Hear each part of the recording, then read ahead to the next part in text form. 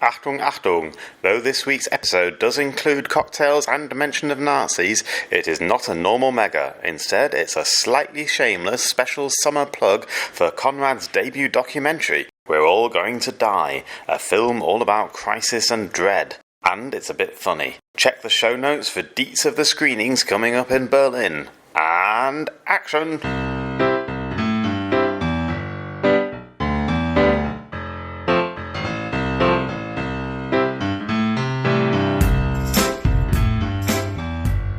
Hello everyone, it's time for a very special bonus-y episode of Megan's Megacan. I'm Megan, I'm here in beautiful sunny Berlin with Ex-Berliner magazine and Konrad Werner. Hello. Hello.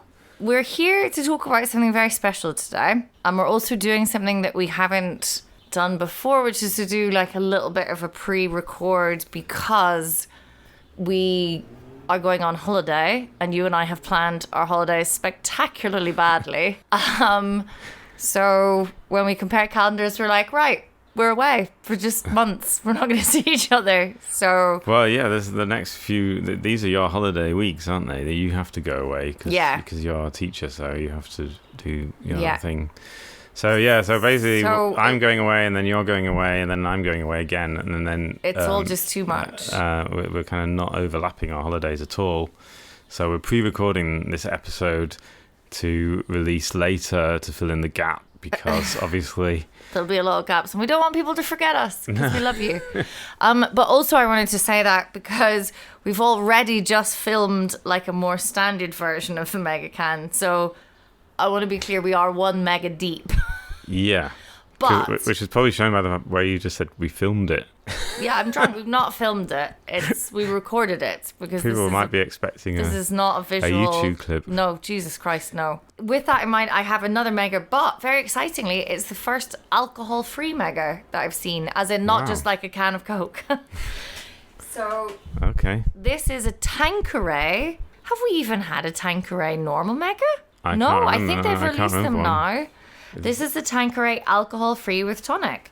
Tanqueray, I have noticed like a lot of companies are now bringing out fake gin. Alcohol, yeah, basically fake spirits. I will say that this was 50 cents more expensive than the Tanqueray with booze, which Germany does a lot, and I find insane. Doesn't make sense, does it? I mean, how can it cost more to take the booze away? Honestly. Anyway, so we're doing this now. Cheers. Well, and then I'm going to tell everyone what we're talking about because I'm so excited. Cheers. Cheers. That's very nice. Yeah, it's okay, yeah. That's okay. That's slightly artificial taste, but then every first sip of a mega has one. I do like the Tanqueray slogan. The one who persists obtains. What? Okay. Which is such a fancy British way, English way of saying like, don't give up. Don't give up, which is really lame and like bumper sticker. The one who persists obtains. Anyway, we are going to talk about the fact that you, most amazing podcast host and wonderful human, as if that wasn't enough, you made a fucking film. Yeah, it took a while. Yeah, let's not pile on the... You made a film. It has been years in the making. Yeah. And I have now had the great pleasure of seeing it not once but twice. Yeah. Which was so unbelievably exciting. Not just because it's like, you're my pal and you made a film, but also because it is genuinely, I think, a wonderful piece of filmmaking. And I really wanted to talk to you about it today. Yes. And specifically, I want to say, if you want to watch the film and you live in Berlin, you can see it on August the 1st in Kino Central in Mitte. We're doing a special screening with a special guest. Yeah, do come along if you can make it August the 1st. I'll put a link to where you can buy tickets and stuff. Yeah. What do you want to know? Do you want to know the title? Should we talk about the title? Right. Tell people a little bit about what it is, and then I will take my what you think it is takeaway from it. Okay. Yeah. So a few years ago, I started getting interested in, partly through my job as a reporter, about people preparing for collapse, what they call collapse, social collapse. I was specifically, because I write a lot about in my day job, as you know better than anyone. I write a lot about Nazis and far-right people and right-wingers. So there was a big story a few years ago about a right-wing conspiracy, and they called the Hannibal Network, and it was a big thing, and they were hoarding guns, and they were preparing for what they called Day X, when they would like bring down the government, and there would be a new thing. And then there was a bit of a social debate about this at the time, because one of the interior minister at the time, this is like about 6 years ago, the interior minister at the time, he put preppers on the list of people who would be watched by the Verfassungsschutz, the domestic intelligence agency, which tracks extremists. And that caused a controversy, because a lot of people said, well, prepping isn't extremist. Prepping is just saving a bit of food for a rainy day, or saving, making sure you have enough food in the house for like a couple of weeks. That's what prepping really is. So I got really kind of interested. So I interviewed a prepper, and I got interested in how, like, who these people are, like what drives you to be worried about the future to the extent that you actually start physically doing things. You might, there's lots of ways of doing it. So you can like collect tins of food, preserved food. A lot of people do that. And it is a subculture, especially it kind of started in America, because everything starts in America. So there's a subculture called preppers in America who have been doing this for years and months, and apparently it's the term actually comes from the American Civil War, when there was a time when people were doing this. So yeah, I kind of got into it, and at the first I thought I was just going to make a funny film about these weirdos, like people who it would be funny to make a film about these funny people. But then as I got into it, I kind of realized that what those people are worried about is actually becoming more and more common, and it's becoming more and more mainstream. And a lot of people do worry about these things on a daily basis. They might not be far-right extremists who hate the government and think there are too many immigrants. They might be just people who are worried about climate change, because that's like a thing, or whatever, like pandemics. And a couple of years later, a pandemic did happen. And so... right on schedule for your film. Brilliant. And so I kind of got interested in, what motivates people who worry about social collapse, and what they're actually doing about it, and what they're worried about. And I kind of realized that I shared a lot of their fears, I thought it was a very common thing to have. And then it kind of became more and more, the more I started filming. The first year of filming, I was just doing interviews, but I didn't really use any of those interviews because I wasn't in any of the scenes. And I kind of found that it was easier for me to film the interviews with me in the picture the whole time. So you could it was more like a conversation, So that was like kind of like where the film came from, and that's partly why it took so long, is because I was just because I've never made a film before, and I don't even know why I decided to make a film, But anyway, there's the kind of it was just like partly a midlife crisis, but it was like the way I just decided I could make a film, so I did, Yeah, and actually the way that you've described it, and because I've also sort of known kind of the process that you've been going through, like a little bit. It really struck me that in contrast to, I think, a lot of these documentary films with someone in the center of them, it's about the people being interviewed, but it's also about the interviewer. You seem to have done it rather than moving from the sort of specific, this is my life experience and I have these concerns, and then I'm going to go out and do my research and see how this affects other people.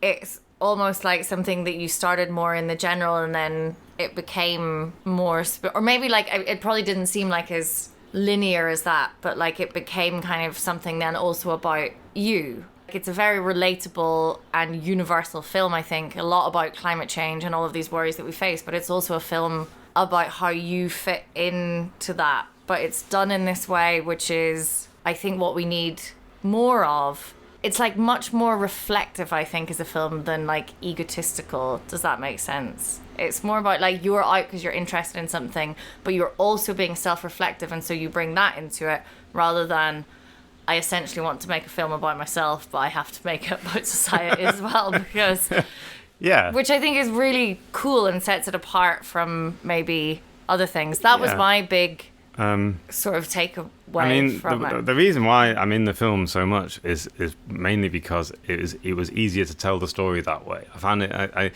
Because what the problem is when you make a film, this is like the worst bit, is when you kind of go out and do lots of filming, and then you come back home and you've got like hours and hours of material, and you just don't know where any of it goes. You know, it's like this is like it's just people chatting and talking. People tell stories, and the stories don't really have an ending. And people just say random stuff about politics that's not really relevant, and then you kind of you have like 20 or 30 hours of material that you got to go through, and it's really depressing because to go through it all and go, I don't know what any of this means, and then you have to like, and that's why I was like blessed with editors who kind of edited together. But what made it interesting for me was that what made it easier for me was then if I did it through myself, like if I did it as me meeting different people, then I had like a red thread, as the Germans say, which is really good. I had something to lead me through it. You know? So that was kind of the way. It wasn't really planned that way, but it kind of turned out that way, and then it became. You want to like reach people. You want to reach people on an emotional level. So you start talking about emotions, and then you start talking about. I ended up putting stuff in about my childhood, and it was a little bit much. Yeah. So I have two questions about this because one is like this experience of just going out and experiencing things, and then having to somehow craft like a narrative out of it is, I think, kind of one of the ways in which the film. I mean, I just absolutely loved it. It's so much that experience is just life, isn't it? Like we go out, and particularly with things like. What are we going to do about the future? We get all of this information bombarded, and then we have to somehow craft a narrative out of it. And we do it either consciously or subconsciously. And we either consciously or like subconsciously choose to despair and give up and sort of get depressed, which is all completely reasonable and totally valid. Or we can go like, oh, well, maybe fascism like seems like a good idea. Or if I just hide all these guns, then I'll be safe. But you kind of show this other way of being like, okay, well, what if we're all doomed? Like, what can we say in the face of that? If climate change is this like huge insurmountable problem in many ways, like what way can I shift how I look at it or something? I've done that white man thing where I've said I was asking a question, but really I've just like given my opinion or my perspective. And my second question, because of the previous Mega Can, may have forgotten, but I will come back to it. Right, so was it then because, and I can sense like a little bit of discomfort because of who you are, talking about like, oh, it all became a bit much, and like talking about my childhood, which again I think is good. Like I think we need more documentary makers who will put themselves in the film, who are uncomfortable with that, because otherwise it's just an ego act. Like it, and then if you are uncomfortable with it, then that indicates that there is like some kind of something happened there that made you. So it must be, if you're uncomfortable about it, it must be sort of real in some way. So like what? I know it's kind of therapy, isn't it? Because it is a lot about, and I don't want to give like too much away, but like your journey towards kind of. Or from your starting point is kind of like climate anxiety and looking at all that, and then your journey into that. Yeah, and then I meet different people. So it's built on a series of interviews with different people who are confronting, who the threat of collapse, and who deal with it in different ways. So it starts out with me meeting a kind of a prepper, what you'd call a normal prepper. He's Rainer, this German guy, and he's absolutely class. I love him. Well, yeah, he's a very eccentric person. Yeah, and he was really great to talk to. And then there was just always, and then I kind of meet different people. Like I met this sort of climate therapist. I met the Jem Bendel, who's going to be there on the 1st of August, who is the he wrote, so he's a little bit famous in this sort of what's often called the collapse community. It really is a thing called the collapse community. Because he wrote an academic paper in 2018 which he couldn't get published anywhere, which was called Deep Adaptation, and it was all about what we need to do psychologically. Subtitle, we fucked it, lads. Yeah.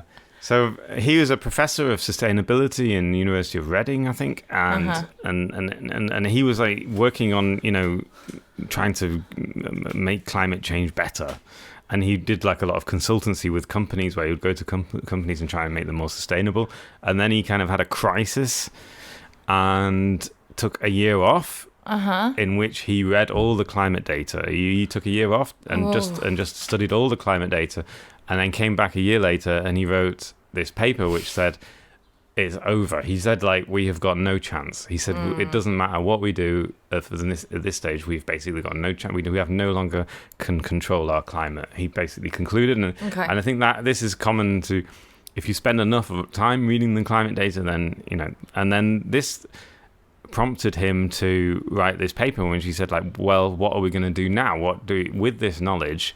If you really think that, which he really thinks, and now he's been questioned, I should say, that like some people question his conclusions, and as I said, other academic journals wouldn't publish this paper because they didn't agree with it, and they also said it was too emotional. So he published it himself, and it became a huge thing on the internet in 2018. A lot of climate activists started doing therapy when they read it, and other things like So he kind of started this community called Deep Adaptation, first on Facebook. Now it's a big thing on internet generally, and he's written a book, and where people kind of come together and they kind of share this. Share their feelings, basically. Like talk about like what they think. If you really think that is going to happen. Whether or not you're right, if you really think that, then what do you do about it? How do you face this? How do you? And so, so I went to a conference in London where there was a lot of therapists who had more and more clients coming in with these kind of anxieties, and that kind of went from there. Then I met more people through him, and and then I started meeting people who had been through this like 20 years earlier. Yeah. Or 15 years earlier, like you might remember Jane in her garden. There's such a lovely like range of people who are interviewed, and So Jane is she's from an older generation, and a lot of them. What's interesting is they use the language of grief a lot. Like this sort of there's this famous writer called Elizabeth Kubler-Kahn. She's mentioned in the film, but people, if you don't... Is that her real name? Yeah, Kubler... No, sorry, that's a poem, isn't it? That is a poem. Kubler-Ross. Elizabeth Kubler-Ross. Sorry, I got mixed up. Could be class if your name was Kubler-Kahn. She's very famous in the 70s, so she's very famous for people of that generation because she came up with this stages of grief thing. Yeah. All the different stages of grief. And a lot of people are like applying these stages of grief to climate change and so she went through all this, and she talks about this, and she's got this garden, and she's got she's very self-sufficient anyway, and I meet these kind of people who kind of like been through it before or are going through it now, and what they feel, and then there's more and more people. I mean, you can meet a lot of them if you look for them. They're not hard to find. Yes, and some of them are willing to be talked to. Yeah, and I'm trying to ask some questions that are not going to kind of indicate too much what sort of happens, but. It's all right. I mean, it's only a documentary. It's not like it's art. You should absolutely just go and fucking see it, everyone. It's so good, and it's so funny as well. Like because I've seen it now at 2 screenings, and particularly the second one, it was like I think I knew everyone in the crowd as well, which was like so fun, and we all know you kind of more or less, or at least I know most people, and we were just obviously like pissing ourselves laughing because it is just very funny. Well, and I was like, do you think people who don't know him will find it funny? I'm like, yeah, they definitely will. Like in all these moments, I was like, no, that is objectively hilarious. Well, do you know what happened? So there were a couple of people I didn't know in that screening, and one guy came up to me and he said, like, it was funny, but was it meant to be funny? And I've had that. Another guy on Twitter actually said the same thing. Like 2 people who I didn't know were like, was it meant? Because they could hear people laughing, and they were. I think sometimes it's hard to read me if I'm trying to be funny or not. Because anyway, but obviously I don't mind if people laugh, and I think it's fine. I mean, I just think if I'm trying to be funny, then I'm never funny. It's only funny if I'm not trying. You do have this very dry, Yeah. not sarcastic, because that I think is like a lower form of wit, as they say, but like very kind of ironic sort of thing, which I don't think most people surely fit. But like, is it meant to be funny? Like, did you, and why do you then, because you do have these really funny things where you're sort of like doing the computer game bit, and then you know, and there's quite a lot of your kind of like Corona, this is how much food I have in the house. Is it meant to be funny? And like, how did you envisage like the humor kind of playing into things, or is it something that just happened because of who you? It mainly was something that happened because of me. I think that it would be hard for me to make a film that isn't meant to be funny, and I think that I didn't go out of my way to put jokes in. Yeah. But jokes kind of happened, and the way we edited it helped a lot. And I think I'm very grateful to the editors, because they really added a lot. They added so much to it. They made the story really, and I was just sort of just sitting there grateful that it even vaguely works, and that people can follow it. So yeah, and I think people should laugh, because I think that it would be impossible to kind of confront this subject matter in any without like, you know, it'd be too depressing. The film would just be too depressing to watch if it wasn't funny. Exactly. And I think I was a bit worried it was going to be too depressing, because we haven't actually mentioned the title of the film yet this whole time. Yeah. What's it called? It's called We're All Going to Die. Yeah. Which is what it has been called since I've started making it. And I keep trying... Working title, but it's also now the actual title. And there was a lot of times where I thought I should change the title because it's a bit too on the nose, but then I just couldn't think of anything better, so I just kind of kept it. I kind of think the title is supposed to be ironic. It kind of has like two meanings. Yes. So... on the one hand, climate change is going to destroy us all, and on the other hand, we are all going to die. We're all, so fuck it. Yeah, and I think that the title's just obviously very sort of obvious in a way, but it doesn't leave a lot of room for interpretation. But it also, because the thing about the film is that you notice that a lot of the people in the film have been through some kind of personal crisis and are worried about the state of the world at the same time. And I think that is a little bit of something that a lot of the people in the film have in common, is that they've actually gone through something happened to them that made them really worried about their own lives and their own deaths. And then they sort of start projecting that onto the state of the world. It's a bit psychological in that way. Yeah, and I think that's... there's the lady who... You remember the lady who was talking about... She was reading this book about the end called... This is another famous book called The End of Nature. Have you heard of this book? So she was reading that book when it came out 20 years ago, about, you know, about the destruction of the natural world. And as she was reading it, her mother was dying of cancer. Yeah. And... she, you know, these things, and she was obviously really aware of the connection between these two things, and about the grief, and about this grief that she was going through. And then she was trying to find, she found solace in the way that she was able to cope with that, you know. Yeah. And And I think that is what, for me, makes this as a documentary so beautiful, is that it really shows us, like, there is no separating the fate of humanity and the planet from our own personal little lives within it. Yeah. And I think you walk that line, or it's not even like a line to walk, it's a tapestry that's weaved or something, and all of these different other people that you talk to. And because it is very interview, it's based all on interviews and stuff. And I think it's lovely, and it really resonated with me, and I think would resonate with everyone, because that is the great beauty, but also the great tragedy of the world. And when we think of, like, maybe life as we know is going to completely alter it, we think, oh, well, that's going to be all the people that I love and, like, my life, and like, what is it going to be?